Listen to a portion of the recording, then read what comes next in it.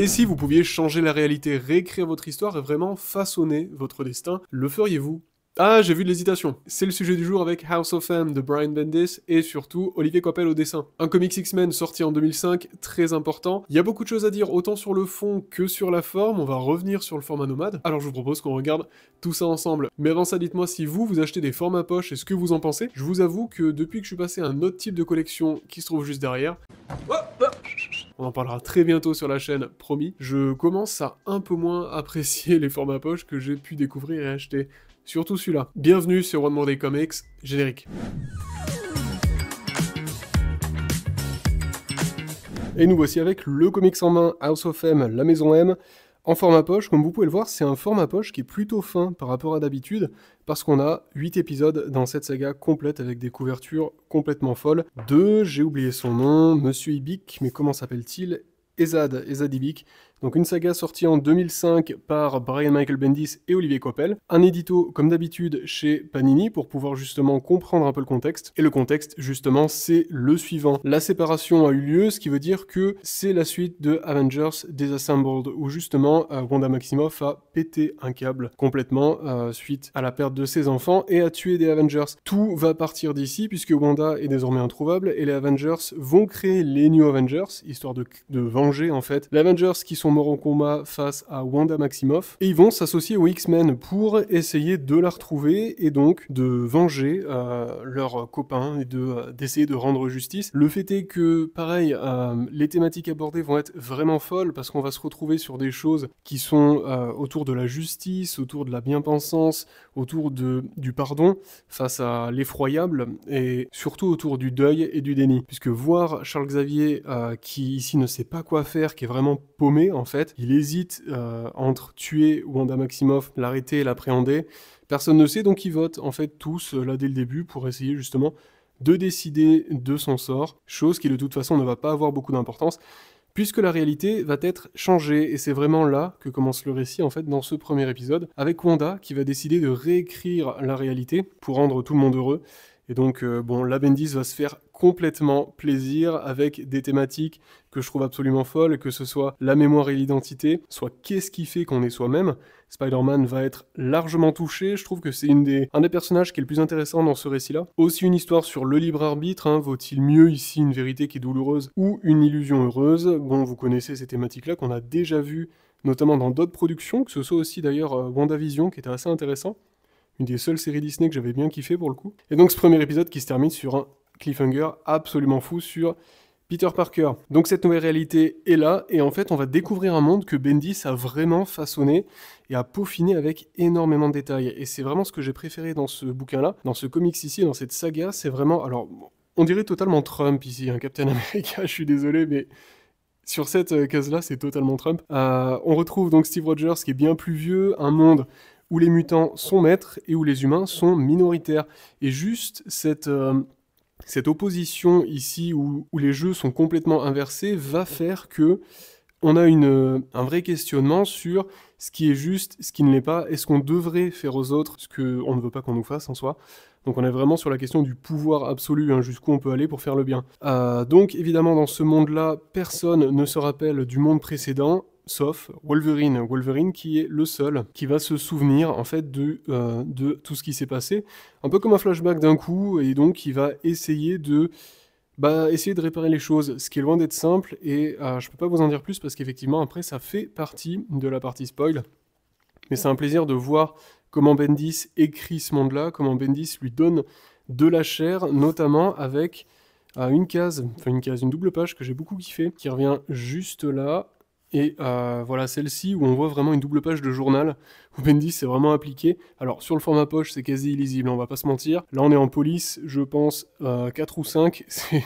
Faut une loupe, mais la loupe n'était pas vendue avec le bouquin, malheureusement. Mais en soi, vous avez énormément de contexte, énormément de lore, en fait, sur cette nouvelle réalité. Et c'est hyper fun de voir qui est devenu quoi, qui a réalisé ses rêves. Sachant qu'évidemment, tout le monde ici est un peu star, hein, comme c'est des personnes populaires, hein, c'est des sortes d'influenceurs plutôt dans ce monde-là, ce qui est assez drôle. Et bon, alors niveau récit, les thématiques sont hyper intéressantes. Bendis signe ici un récit qui, je trouve, est un peu lent au début, met du temps à démarrer, mais dans les 4-5, mais plutôt dans les 2-3 derniers épisodes, on est vraiment sur quelque chose de très satisfaisant, de bien écrit, malgré quelques facilités scénaristiques, parfois quelques petites choses aussi au niveau du dessin. On va revenir sur le format après, c'est surtout ça en fait les gros points noirs. Mais sur le dessin, Olivier Coipel, je trouve, fait un travail assez phénoménal, hein. C'est assez magnifique, tous ces personnages sont massifs, très expressifs, les combats sont d'une puissance assez folle, c'est très lisible. Voilà, moi c'est quelque chose que j'ai beaucoup kiffé, un petit hommage à toute la vie de Spider-Man ici, très chouette. Ça donne envie de lire le Spider-Man par Olivier Coipel. Je suis pas hyper fan de sa façon de dessiner les immeubles de New York, ça fait très générique. Bon là c'est Genosha, mais c'est la même chose, c'est quand même très générique et je trouve pas non plus ça folichon. Mais voilà, il y a juste quelques cases où, notamment au début, et c'était revenu plus tard, on dirait qu'il dessine en fait un dessin complet et qu'après il essaie de les tronquer pour les mettre dans des cases. Regardez ici, je suis allé vérifier sur Marvel Unlimited, sur la VO en numérique c'est exactement pareil, donc en fait c'est bien juste une mise en page qui est bizarre, et ça arrive plusieurs fois dans le récit, c'est pas à chaque épisode mais ça arrive plusieurs fois.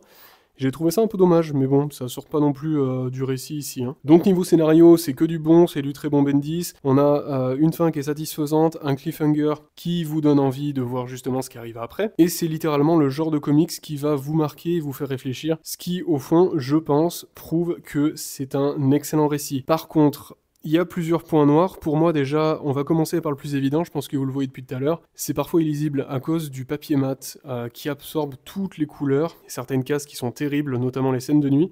Et encore, là, je regarde sur le retour vidéo depuis tout à l'heure, je trouve ça plutôt pas mal, alors qu'en vrai, je vous assure que là, on voit quasi rien, hein. Si, peut-être, si on cache un peu, ça ressemble plutôt à ça, vous voyez. Donc, très dur parfois de discerner les personnages dans les scènes très très sombres. Les couleurs, ici, on n'y voit que dalle, quoi. Notamment ici, sur cette case-là, on discerne à peine le visage de Magneto, on voit pas du tout les contours. En numérique, j'ai pu le voir sur Marvel Unlimited, j'ai découvert des choses qu'il y avait en plus, pour vous dire, sur certaines cases. Donc honnêtement, le plaisir de lecture est bien mieux ici, sur un papier qui serait brillant, et pas sur ce papier mat, qui d'habitude me dérange pas plus que ça. C'était un peu le cas sur Vador, je trouvais qu'il y avait des scènes qui étaient beaucoup trop sombres, donc un peu illisible parce que les couleurs disparaissent et on perd les personnages. Regardez ici, on y voit que dalle. Vous ne voyez pas Wolverine qui est assis derrière. Moi non plus, voilà, il a disparu à cause du papier mat. Je vous assure qu'il est visible sur papier brillant. Allez voir en numérique si vous avez accès à Marvel Unlimited. Si j'arrive à vous retrouver, ici c'est pareil, vous voyez que dalle, c'est n'importe quoi. Regardez ça, c'est fou. J'essaierai de vous retrouver la case pour vous mettre une capture d'écran, pour vous montrer la différence, mais c'est fou, hein. Ça arrive plusieurs fois. Moi, ça m'a sorti du récit, personnellement, et ça, c'est un peu dommage. Bon, après, il faut dire qu'on a quand même... regardez, c'est la même chose ici, mais en fait, c'est partout, j'ai oublié ça. Bref, c'est pas fou. Le format est pas dingue et ne rend pas justice à ce récit-là qui est vraiment cool. Voilà, pareil pour cette double page qui est beaucoup trop sombre. Enfin bref, ça, c'est juste une question du format. Il y a aussi la traduction que j'ai trouvé pas très folle. Je suis très tatillon sur la traduction parce que c'est quelque chose que j'adore. La traduction de façon générale. J'enseigne la traductologie à mes élèves et je suis assez à cheval sur l'utilisation des procédés, les différentes stratégies de traduction, que ce soit la modulation, que ce soit l'adaptation et tout ce qui va avec. Il y a plusieurs choses qui m'ont sorti du récit dans ce comics-là au niveau de la traduction. Je viens juste de le retrouver ici. Ce personnage, cette petite gamine qui est en train de parler, qui dit « c'est une blague ». J'ai rien dit, quoi, ça ne fait aucun sens ici en français. En anglais, elle a simplement dit, répété du moins qu'elle avait rien dit. Donc en fait, enfin voilà, moi quand j'ai lu ça, j'ai pas compris pourquoi elle disait c'est une blague, alors que c'est absolument pas ce qu'elle dit en VO. Donc voilà, c'est juste des petites subtilités, mais il y a plusieurs choses comme ça où on perd un peu le sens. Pareil, une blague de Spider-Man au début qui passe plus, qui était pas mal, où juste il va demander si ils seront rentrés pour le souper. La tournure est assez drôle en anglais, là en français il va juste demander s'ils vont rentrer tard. On perd un peu de la subtilité de la blague et c'est dommage, mais bon sinon ça va pas non plus vous gâcher votre plaisir de lecture, c'est juste que je suis un peu tatillon sur ces choses là et que j'aime bien une traduction qui soit très fidèle ou du moins très bien adaptée au récit ici. Donc bref, un récit que j'ai beaucoup aimé, que je conseillerais notamment si vous n'avez jamais lu les X-Men. Je pense que c'est une saga qui peut vous plaire, c'est une saga qui peut vraiment vous convaincre d'en lire un peu plus, que ce soit la suite ou même les runs de Chris Claremont et tout ce qui va avec. Vous avez à la fin quelques petits bonus qui sont quand même plutôt cool pour voir. D'autres couvertures de Joey Madureira, personnellement j'aime pas du tout son style, mais c'est toujours un plaisir de voir différentes couvertures. Et ici évidemment, ce qui est déjà disponible si vous voulez poursuivre la lecture des Avengers chez Panini. Même chose dans la même collection, avec déjà tous ces titres qui sont sortis. C'est quand même fou, hein, les formats poche sont vraiment en train de grandir. Il faut que j'essaie House of X maintenant, parce que j'avoue, je l'ai toujours pas lu. Mais je pense pas que ce sera dans cette collection, pour être tout à fait honnête, parce que là, bon, je pense que ça mérite déjà ce genre de récit-là, un format un peu plus grand, si on peut se le permettre, quitte à passer par l'occasion.